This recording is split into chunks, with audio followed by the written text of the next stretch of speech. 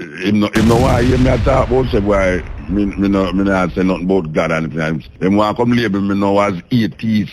And them little weird, you know, so them think, you know, if you're a Christian, you're atheist because your concept of God don't matter. Hello, ladies and gentlemen. Greetings. I hope you all are doing good. Hope you all are doing great. So your boy here come across this one wherein Mutabaruka explains who is an atheist. Religious debate. Plus, guys, you will be also hearing from Dr. Umar Johnson. Speaking of Donald Trump and Africans. So guys, this one is gonna be really a bomb, an interesting one. So you wanna stay tuned, and don't forget, I'm here on the Black Unity program. So feel free to leave a like and subscribe to this channel if you're new. With that being said, let's go ahead and hear what's going on in this one, my people. Let's walk. Mutabaruka, we want to present to you a wholesome kind of level of consciousness right now. So subscribe and tell your friend them. This is Mutabaruka. The philosophy where them talk about Umar and Aristotle and all these people have, I feel them way for define things logically, and the way them teach we is like if we not use for them logics. And one of the logics where them demand of us to use is them logics of the concept of God. Them have a certain logics about God, where if you don't give credence to that logics, you know, it sounds like you don't have no sense. You know, it's like me and the brethren are reason a while ago, totally outside of the normal religious perspective. A man right away, I said them two people that chat foolishness, if you meet me, say Moses talk damn foolishness. Because him no want to hear me talk about say why me not say nothing about God and anything. Them want to come label me now as atheist. And them little weird, you know, so them think, you know, if you're a Christian, you're atheist because your concept of God don't match with how them see God. Most people in Jamaica, perception of God was given to them by them parents and them parents before them, and all of those parents that God, as you hear the white guy say on the tape, is white people concept of God we all are maintained. So we try to develop the European idea of God as we go along, even more than how we develop it. Because meanwhile, white people have shed that. We have put and add more things on it, and feel say the more we add on this concept of God with them give away, we think that go free way.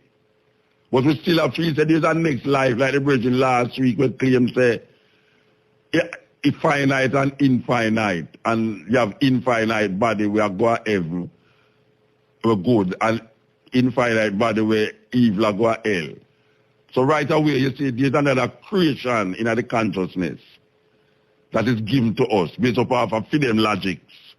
Freedom logics tell you about a heaven in the sky and a hell under the earth. Our logics are tell you, say, heaven and hell emanate from the human conditions.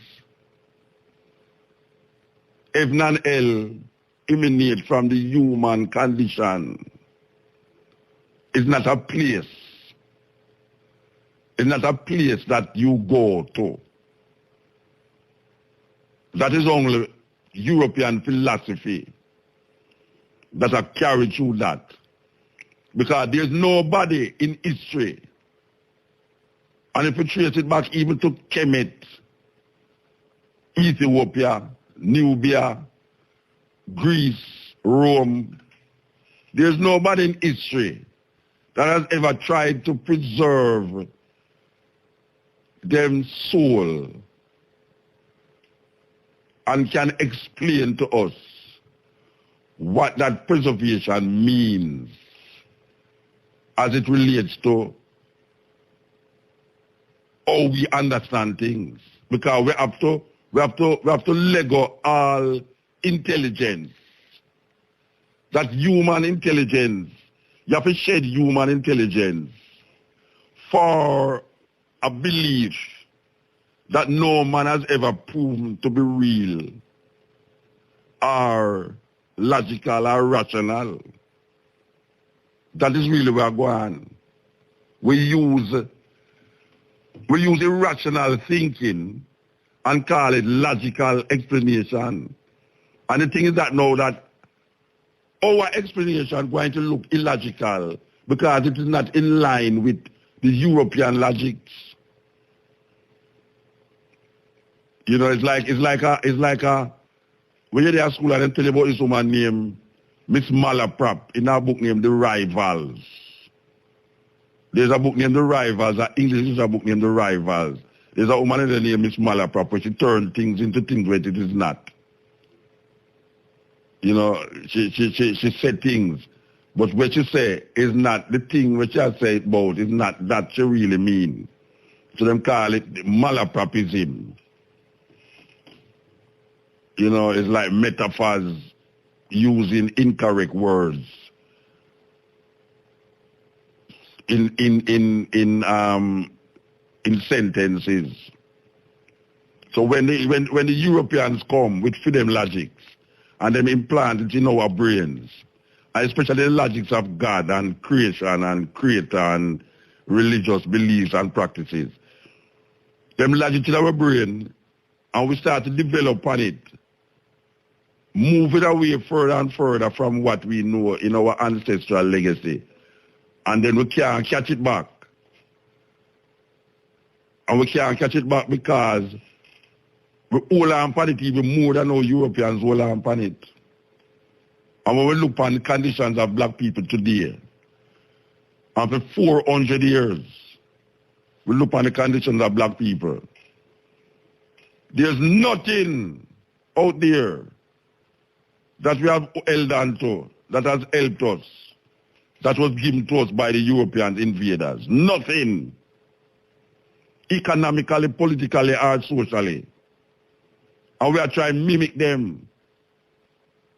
We are trying to mimic for them way. We are trying to understand for them way, instead of understand our way. That's why the man say, warm to we, warm to self, warm to understanding of self.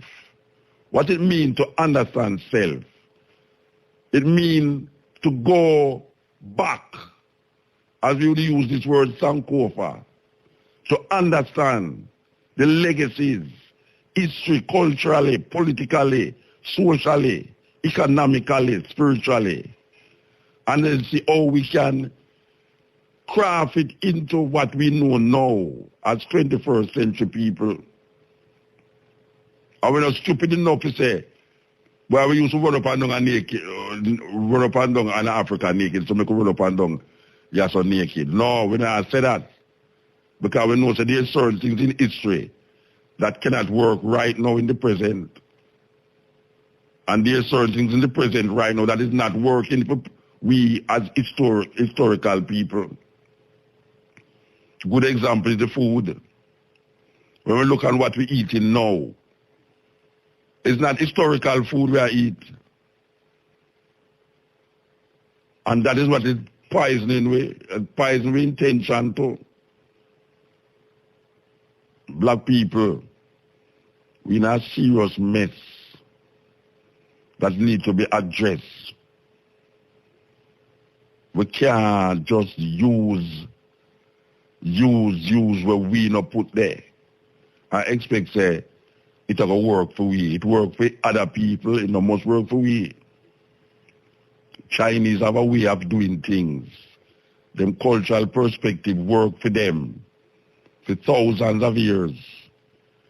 When you look at the Bible, you know nothing about Chinese people in the Bible. It makes it sound like Chinese people never existed in them time there. You think so them easy. You think so them people are easy, Rasta.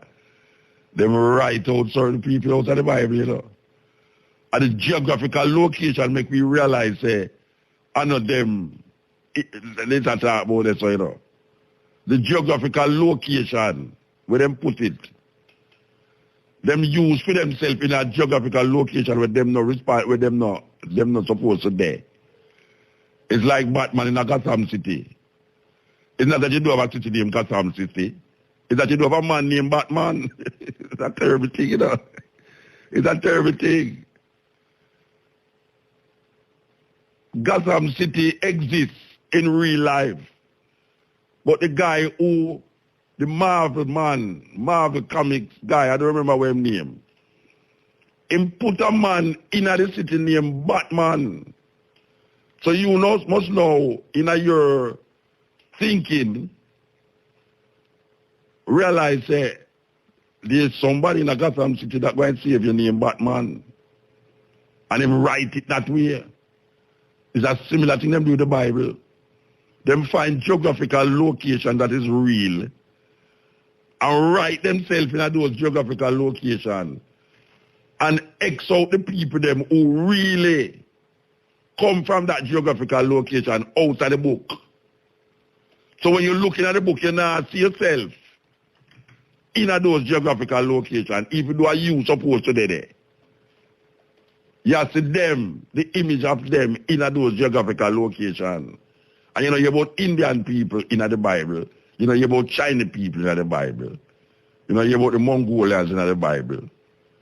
You know, you're about all, you know, you're about black people in the Bible, yes, but black people is like second hand, a carry cross and all them something there. How them get if you do that? How them get if you just continue to do that, so continuously just do that?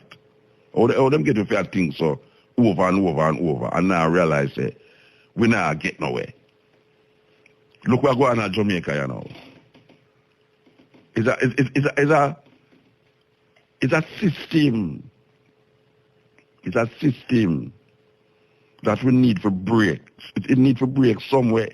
It can't continue so. Centuries and centuries of 500 years it's going on so now. 500 years. The King James Version of the Bible is 500 years old. The King James Version of the Bible is 500 years old. And that version of the Bible is what has shaped the slaves for hundreds of years here that people live and die and breed for that Bible. And when you look at the conditions of black people who come here so, not by free will but by force, we still can't recognize white man God can't save you from white man oppression. White man God cannot save you from white man oppression. And if we continue to maintain that thinking, we could have sing song a little more and write poems a little more and dress up a little more and eat food a little more and dance a little more. We're going to always be slaves to a thinking and a belief system that confine us to a little spot. And the little spot in our head where we believe that we're free. And we're not free. Because we still try come to grips with what is reality and what is fantasy. And we all are living a fantasy. We are living in this illusion that things will be better if we just pray. Just pray. Have faith. Things will be better. We don't want no money. We just want to pray. Yes, most of our life is based upon how to get that money. But right behind them say, pray, pray, pray. When you're in a problem, pray. When you want to pass exam, pray. When your man left you, pray. When your woman left you, pray. It's just that it a go. You just pray. And your troubles will be away. Because there's something out there, some supernatural being that is listening to you And each individual that comes to him will be answered. Well, may I tell you, say, black people, if really black people have prayed so hard for 500 years, 400 years, we have prayed so hard. And when we look at the conditions of black people, it will get worse. Worse. And everybody come and kick black people around the corner. White people come there, so boof, kick around it, so. Arab come boof, kick around it, so. Chinese now come boof and kick around it, so. And we still a pray. Tell me if that make any sense. Tell me if that is a logical conclusion. That our prayer is being heard. That's why the man say, black people must stop talking about them blessed. Stop talking about your blessed because you live in the worst conditions. You suffer more than everybody else on the planet. And you say you're blessed. Through hurricane come and wipe for Cuban and wipe for the Asian them. You're Jamaican people that are, boy, we're blessed, you know, no hurricane no come and lick way. Sir. The Democratic agenda is so in alignment with the one world order. Everything from the LGBT to the kids to the COVID, you know, all of that is in alignment with what they want to do. The problem is Donald Trump is so popular. See, Donald Trump is a nationalist, Art. They don't want a nationalist. They don't want someone who's looking out for the best interests of America. They want someone who's looking out for the best interests of the global elites. And that is the Democrats. The question is, are they willing to cheat Trump out of the election and risk a full-scale revolt by poor white America? That's the question. I believe that both Donald Trump assassination attempts were staged to improve his popularity, and to rebrand him as a victim and not a perpetrator. If you noticed, ever since the first assassination attempt, there has been almost no conversation on January 6th. There has been almost no conversation in Donald Trump initiating a riot in the nation's capital. No conversation at all. That was the purpose of these assassination attempts, to make Donald Trump look like a victim of crime and not a perpetrator of it. And they have done a very good job doing so. They playing games. They playing games, bro. They are absolutely playing games. You know, Art, when I look at this election, and as I've looked at this election since the last time you and I spoke, which was right after, you know, Kamala declared she was going to step in with Joe, I believe that the global white power structure wants Kamala. I absolutely do. The Democratic agenda is so in alignment with the one world order. Everything from the LGBT to the kids to the COVID, you know, all of that is in alignment with what they want to do. The problem is Donald Trump is so popular. See, Donald Trump is a nationalist, Art. They don't want a nationalist. They don't want someone who's looking out for the best interests of America. They want someone who's looking out for the best interests of the global elites. And that is the Democrats. The question is, are they willing to cheat Trump out of the election and risk a full-scale revolt by poor white America? That's the question. That is the question. Are we willing to risk a social catastrophe if Donald Trump is cheated out of the election? In my opinion, Art, I believe he's the front runner. Even though they're reporting that Kamala has a slight edge, I'm not buying it. I believe Donald Trump is the front runner. And I believe he won the last election. I believe he beat Joe Biden, but got cheated. And it don't make a difference to me who wins, because none of them care about black folks. I want to be clear about that. But I believe he beat Joe Biden. If he gets cheated again, I don't think white America takes this laying down. I cannot see white America taking this laying down if he gets cheated again. The question is, are they willing to risk a civil war, a potential civil war in this country if he's cheated again? That's the question. Brother, when I watched the presidential debate between Kamala Harris and Donald Trump, which was a complete joke,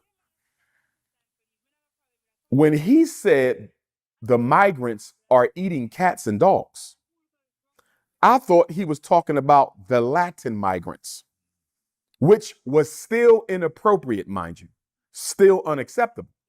But I thought he was speaking of the Latin migrants. I had no idea he was talking about my people. So I want to be very clear to everybody. Haitian Americans, Haitian immigrants are my family. They are my brothers and my sisters. Do we have some Haitian coons? Yes, we do. Have I met Haitian people who think they better than black people? Yes, I have. But I also have supporters and allies who are Haitian, who stand by me and support me. They are Pan-Africanists. They stand by their American African brothers and sisters, and they have no issue or no division at all with us. If it wasn't for the Haitian Revolution, the Nat Turner Revolution may have never happened. The Gabriel Prosser Revolution may have never happened. The Denmark Vesey Revolution may have never happened.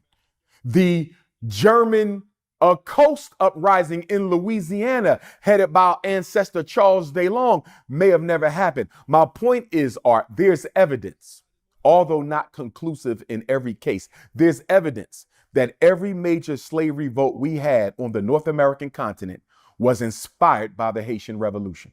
That means our freedom itself was inspired by the Haitian Revolution. So I take issue with any American African who wants to throw our Haitian brothers and sisters under the bus. I will not stand for it. I am a big fan of Toussaint L'Ouverture. I am a big fan of Jean-Jacques Dessalines. I'm a big fan of Boukman, Cecil Fataman, Mat Kandal. The Haitian Revolution started on my birthday. Anybody who has an issue with the Haitian people has an issue with Dr. Umar. Now, to your point, when Donald Trump made that comment about our Haitian brothers and sisters stealing people's pets and eating them, it triggered an entire backlash of white racism and rage. There have been no less than 30 bomb threats in Springfield, Illinois, as a result of Donald Trump and Senator Vance's words. In fact, the Ku Klux Klan took Donald Trump's words, one of the branches of the Ku Klux Klan up there in Ohio. They took Donald Trump's words and posted it on their websites. You got Haitian brothers and sisters who are now fearing for their life from racist white people all throughout Ohio and across this country, because not only did Donald Trump say it, not only did Senator Vance repeat it, they did not backtrack. Even when the mayor of Springfield and the governor of Ohio came forward and said there is no evidence to support Donald Trump's baseless claims about the Haitian people, guess what? Senator Vance went right back on his Twitter. Donald Trump went right back on his Twitter, and they continue to repeat and fabricate lies, racist, stereotypical lies about our Haitian brothers and sisters, putting them in harm's way. And I don't know if you know this, but earlier today or yesterday, there was a Haitian American organization that filed criminal charges against former President Trump and Senator Vance. They want them arrested and charged with inciting violence against a migrant population and inciting violence on American soil. Donald Trump should have been arrested by Homeland Security or the FBI, and his vice presidential candidate Vance should have also been arrested. Nothing has been done. Could you imagine, Art, if I went into a Ukrainian migrant community in America, Dr. Umar, let's say I go into a Ukrainian American migrant community, or I go into an Afghan migrant community, or I go into a Latino migrant community and say that they eating dogs and cats and they need to be deported. Do you not think I would be arrested?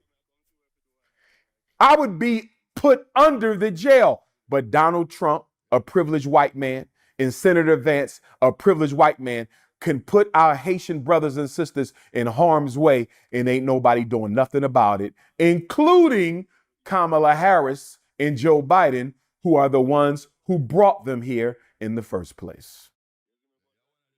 A man found guilty of rape is running for president of the United States. If you told me that, there's no way I would believe you. That somebody proven to have raped someone in court can still be allowed to. He's a convicted felon for other reasons on top of that. So you got a convicted felon, someone who was found liable in civil court for rape, running to be president and got the audacity to spread dangerous, untrue lies and stereotypes about our Haitian African brothers and sisters in Springfield, Ohio. I stand with the community in Springfield, Ohio, and I hope my American African brothers and sisters in Springfield are doing all we can to look out for our Haitian African brothers and sisters. We better be careful how we treat the Haitians in America. You know why? Because the closest country to this country is what, Art? Haiti. Haiti. And God forbid, if things get too rough for us here, guess is the closest place we can get to? Haiti. So we need to keep our relationship with Haiti on positive footing at all times, because Haiti is the closest independent black country to the United States. Don't forget that. Don't burn that bridge, because you might have to walk over it. And remember, the Haitian people, it was declared in their constitution, that any African in the world, especially an enslaved African, if you can make it to Haiti, if you can get to Haiti, you will be considered a citizen and you will be respected and protected as a member of the Haitian people. The Haitian Revolution rolled out the red carpet for the American African brothers and sisters who were still enslaved. They did that for us 200 years ago, and we owe it to them to roll out the red carpet for us as well. So my people, this one was indeed a warm and interesting one. So feel free to leave an honest comment down in the comment section, and also your own opinion. And when you don't know, say, me day up on the Black Unity program. So feel free to leave a like and subscribe to this channel if you are new. Bless up to each and every one. Up until then, peace out. Adios.